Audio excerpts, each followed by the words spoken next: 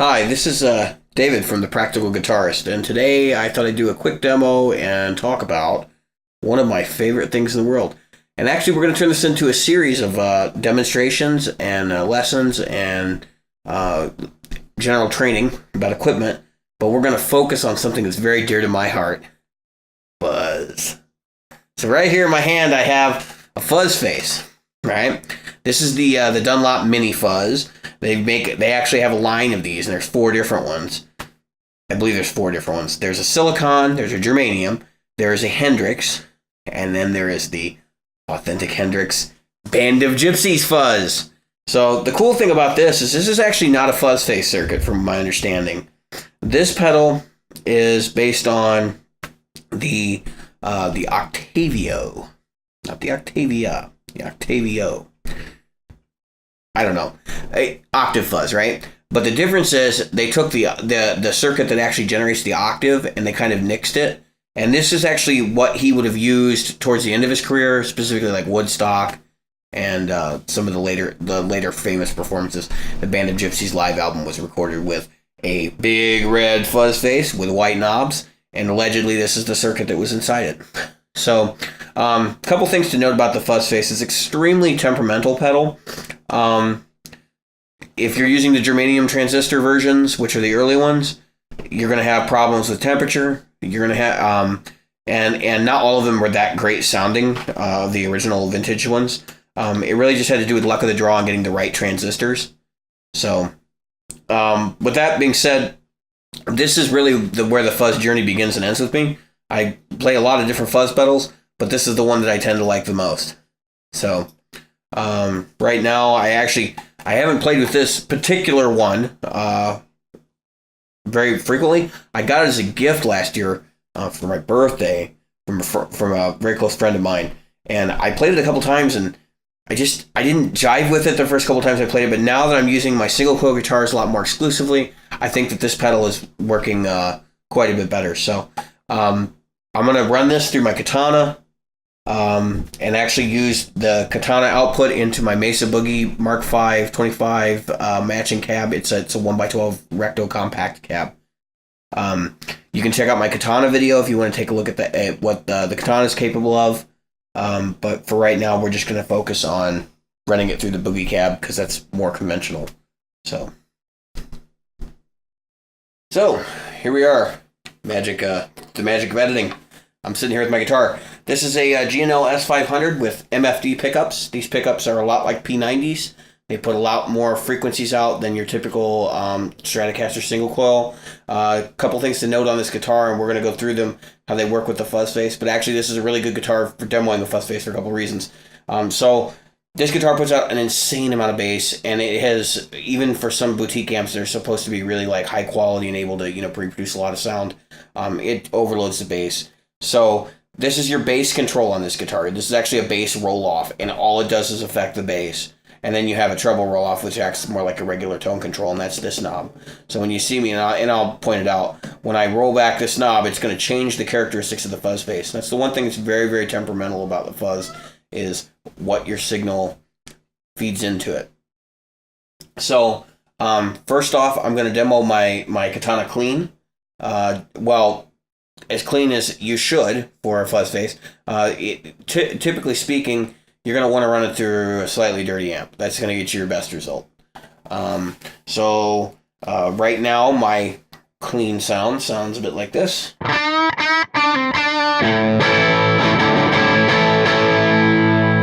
Just a little bit of grit. Little mid-60s amp turned up because your amplifier wasn't loud enough sound. I'm using a Shure SM57 on the cabinet, and it's placed off axis to roll off the highs a little bit. So just to give you an idea, it's going to be a little bit more sparkly in the room than it will be on the recording. So,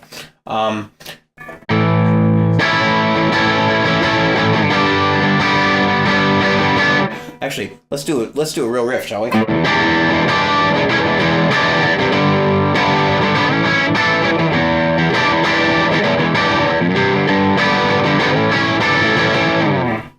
Extra points if you can figure out what that is. So the Fuzz Face itself, I didn't have the camera focused on the fuzz here for a reason. There's two knobs. And basically what you do is you set your volume knob to unity gain. And for most people, and then of course there's no wrong way to set up a fuzz face, but there is a right one. Okay? The right one is to turn that fuzz knob all the way up and use the controls on your guitar to control the wildness and the characteristics of the fuzz. So when I turn this on, you're going to hear radio signals and all kinds of other nastiness. It's just, that's the design, right?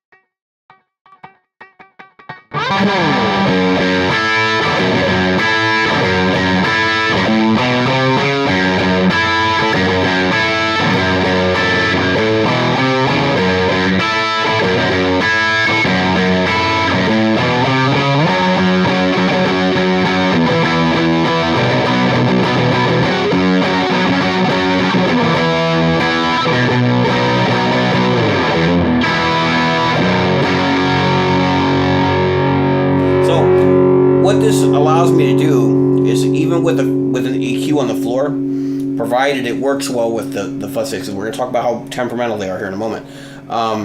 You can do some of the similar things where you're rolling off your bass controls and stuff like that to feed the fuzz the right signal.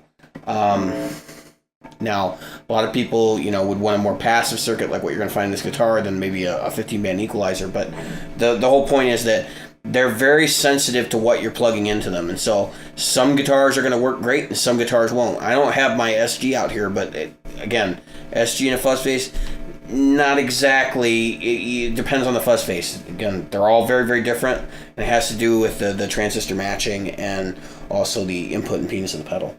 So I'm trying to think what else I should show on this. So you're going to talk about temperamentalness. And this is true of a lot of fuzz pedals. They're very temperamental with what you're plugging into them. And that means, so if you've got a wah pedal plugged in, the wah is going to affect the fuzz in a certain way. Anything that's buffered is going to affect the pedal in a certain way because you're changing the input impedance. And so the wah, what it's going to do is it's going to make it squeal a lot of times, especially if you put it in front of the fuzz. Now, I actually prefer it in front of the fuzz, so I've done various things to make that happen. You find the right buffer, you get what they call a tunable buffer, and you can adjust your input characteristics so that even though the wah is an unbuffered circuit and it puts out a weird impedance that the fuzz doesn't like, you can still make it sound good and it's not going to squeal. But that's kind of why I backed away from fuzz faces too, because they are temperamental. They're very difficult to use. This is actually a silicon-based variant, if I'm not mistaken. And the silicon ones tend to play a little nicer with everything. Although they can still have some of the same issues with squealing and all that stuff too, because again, it's about input impedances and those kinds of things. So I'm going to play a little bit more. I'm going to talk more about what tonal characteristics the fuzz face allows you to get and why I actually really like them. And we'll go from there. So right.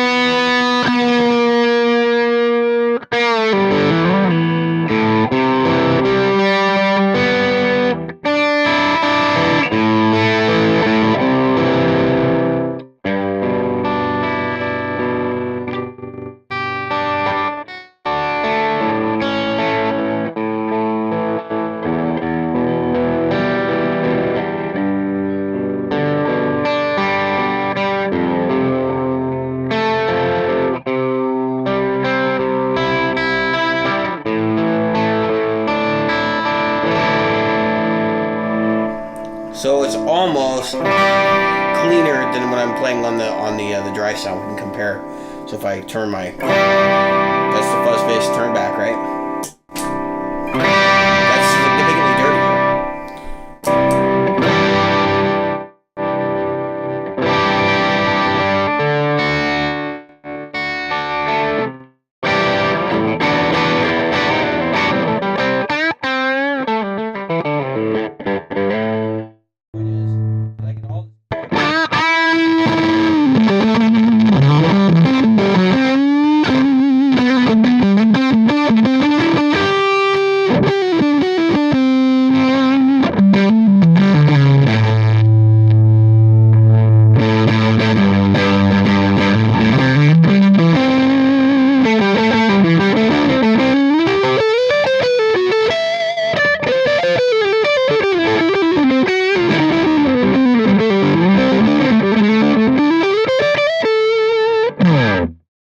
You get all that control with literally just your controls here and the fuzz on the floor.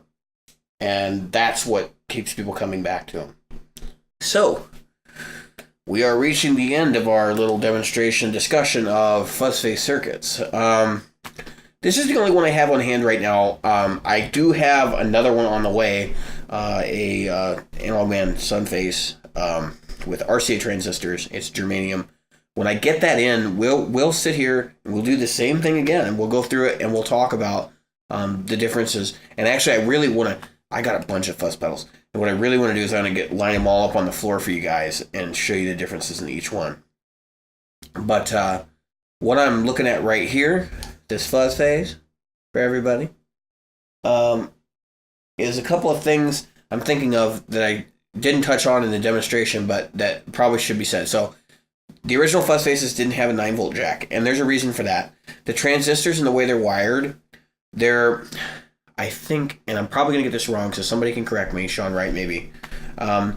NPN versus PNP, which means negative, positive, or positive, negative, positive, which has to do with the way that the thing is wired. And if you run this off a power supply, now not this one, but if you run a vintage one off of a power supply using like a 9-volt adapter or whatever, even though you didn't have this jack, you can have it modified, it'll blow up other pedals, or it's not the pedals, it's the power supply that's in line with it. So I honestly don't like the sound of Fuzz Faces on power supplies. It's the only pedal I will actually buy these for, 9-volt batteries. This is not actually the 9-volt battery style I would typically use in a Fuzz Face circuit. Carbon zinc batteries, and I know it sounds insane, but carbon zinc batteries do make a difference. I received one with an Ox Fuzz, which was it's a Fuzz Face variant that's kind of geared more towards like doom metal, and their battery was a carbon zinc battery, and so I swapped it out with an alkaline, and I was like, what happened to this pedal? And it honestly was like night and day. So I actually go to the dollar store and get carbon zinc batteries now for running fuzzes. But the other thing that's cool about the Fuzz Face circuit, so if they run on special batteries, you're probably thinking, oh, well, that kind of sucks because it's going to eat batteries, right? No, actually, so the original Fuzz Face didn't even have an LED. So, you'd get hundreds of hours out of a battery. It was insane. These don't operate like it, but they're true bypass, so you can leave them plugged in. As long as it's not on, it's not running, which is kind of a nice little thing. So yeah, batteries, Fuzz Face, they go together. Lots of other fuzzes can run off a power supply and they sound pretty good, but the Fuzz Face specifically, and some of the other more primitive fuzzes require a 9-volt battery. So anyway, so if you like my video, I would highly recommend that you follow along, because we're going to be doing more fuzz stuff, more fuzz-related stuff. I'm a fuzz collector. Yes, I'm in the middle of a project called Year of No Gear, which is basically where we don't buy any gear for a year, so there's a very good chance I won't have a ton of new fuzzes to show off. But that being said, I've got 1, 2, 3, 4, 5, I think, right now. So that's enough content to get us through for a couple months. And then I've got that the Sun Face coming, which I ordered right before the cutoff for Year of No Gear. So But anyway, thanks for tuning in. Hit like and subscribe if you want to follow along. Thanks.